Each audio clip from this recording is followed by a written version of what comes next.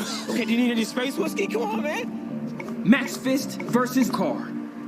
My man faces down a metal beast in the Savage Land. Now that's the heart of a hero right there.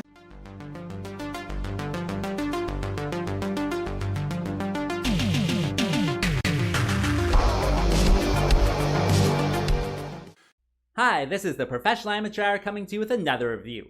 This week, I checked out Archenemy. That's right, I have some physical media. Actually, I don't actually have it. I went over to the library and got this one from there. I was returning a book or something and saw this one, just had to pick it up. And certainly, I'm glad I did.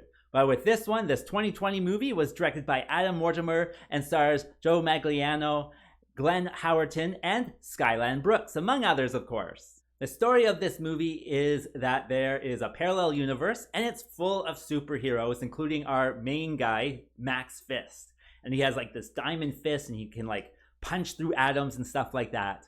And so in his own universe, he has this arch enemy, and the arch enemy is going to destroy the whole world with like a nullifier bomb or something like that. And so of course they have a big fight, and then Max Fist punches through realities to create a vortex to throw away the bomb. And of course, he gets kind of sucked in as well. And then he punches his way out, and he is trapped now in our universe. And in our universe, there's no power source for him to kind of feed off of. And so he just is, a normal human being here. And then the main story, though, is there's this journalist, or this kind of like TikTok journalist. Like he's just doing TikToks that show different stories of people, living in his area. And he comes across this unhoused individual being Max Fist. That's the superhero's name. And so he decides, this is the story that I want to tell. So he follows him around, shares his story on TikTok or whatever it might be.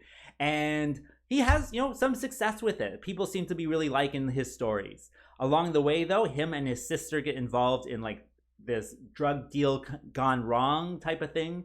And so now there is gangsters coming for the journalist and his sister. Of course, Max Fist doesn't like this, so he says he's going to stick around and try to protect these guys. Will he be able to, manifest his fist-punching powers like he once did? Well, for that, you gotta watch the movie and find out. Alright, so let's talk about this movie. Well, with this one, I saw it at the library, and it said from the producers of Mandy and the Color of Outer Space. No, Color Out of Space. Both starring Nicolas Cage, and I gotta say I did like the Color Out of Space.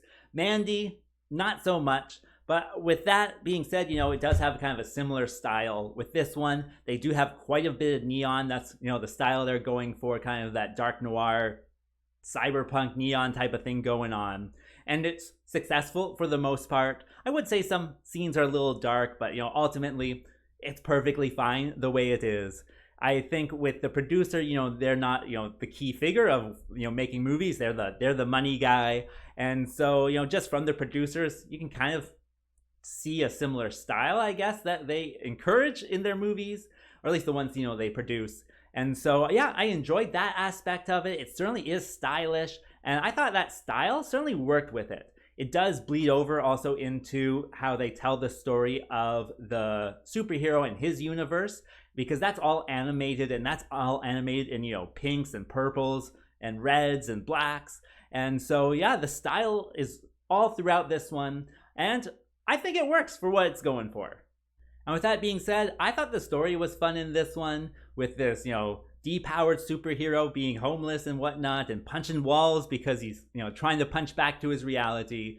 And then, of course, making a friend and finding about his universe and how his power source was the celestial blood, but now there's no celestial crystal in this universe, so he can't activate his celestial blood or something like that. And then there's a bunch of other things too, like there's no water in his universe, there's only space whiskey, which turns out to be our beer, so he's always drinking beer.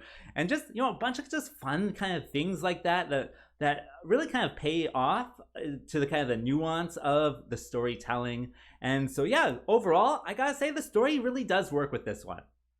Other than that, I think the acting is standout in this one. They even have Glenn Howerton from Always Sunny in Philadelphia. And with this one, his acting just makes him into another person. Like, you can recognize his face, but everything he does and says just doesn't sound like him. And so he does a phenomenal job. And there's lots of other, phenomenal actors in this one, or at least, actors that are doing a good job. Not all the time, of course, but I thought all of the acting certainly works with it. You believe all the characters, even though, you may have seen them in other things. It really does come across with how well they are directed and how skillful they are at acting. And so yeah, that certainly I thought was great. It was great to see Glenn in this one, and certainly a surprise as well. And there might be a few other surprises in this one for you as well. And that brings me to what doesn't work with this movie. Well, I think with the animations, they do get very trippy, especially kind of at the beginning. And so it can be kind of hard to, understand what's going on. I also found with the animations, they're just like animated storyboards, so it's not particularly fluid animation. It's very kind of just, pictures, and then kind of like a comic book would do it. And I think that could have been done better. Of course, maybe budgetary reasons, you got to do that, quick in post or whatever. And that was kind of the one thing that kind of stood out as just being not the same quality as the rest of the movie.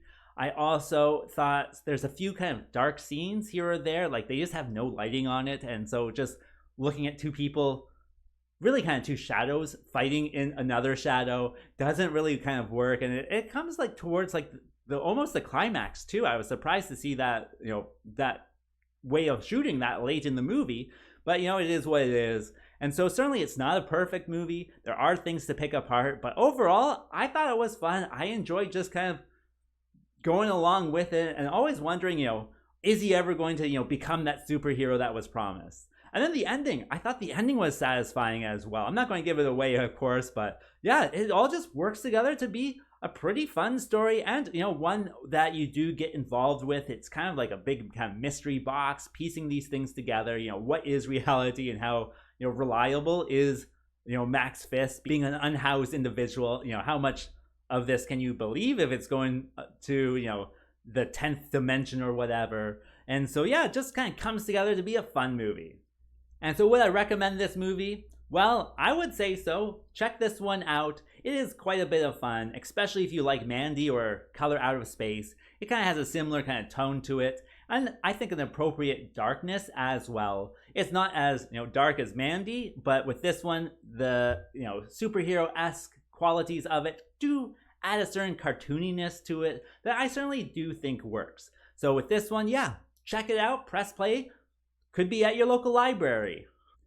As for a rating, well, I'm going to give it the above average score of 6. Certainly it's not a perfect movie with the animations and whatnot, but generally pretty good and a lot of fun along the way. So, 6 I think is well deserved. And with that being said, I think that's all I wanted to say. So like and subscribe, and I'll see you next time.